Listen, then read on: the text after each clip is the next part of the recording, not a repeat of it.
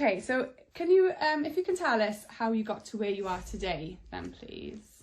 Gosh, quite a long story, I guess. I guess I would summarise it by saying that a series of kind of unplanned events kind of led me to this role. I never really thought I would become a chief executive, but very early in my career, just found what a huge privilege it was to be part of the NHS family.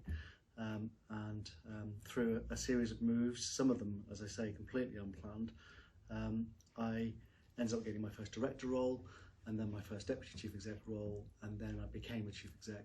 And I realised at that point just what a genuine privilege it was for me to be able to have the sort of influence to make the lives of people better in the roles that I was being allowed to do. I have to say no one's more surprised than me, apart from possibly my dad, that I'm doing this sort of role. And every day I love it, even on the more difficult days. So how did you start out then? What was your first job?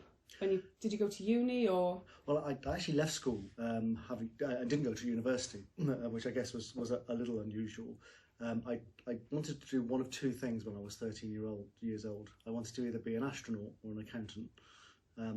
Suffice to say, I didn't make it to astronaut training, but I did join the NHS as an accounting trainee. I think it was probably about the equivalent back then of a band 2 or band 3 post training.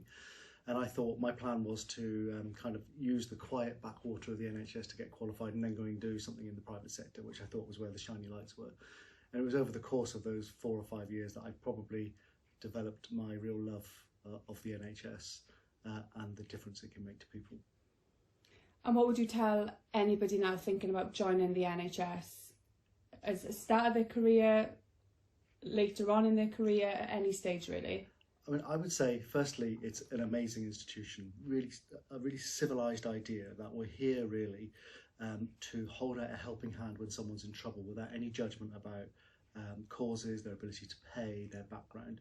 I think that's an immensely civilising idea that we have here. And I think, secondly, don't underestimate what you're capable of. These are very big organisations, and it is amazing what you can do when you throw yourself in the deep end. And it's really amazing about where you can get in the NHS by doing that.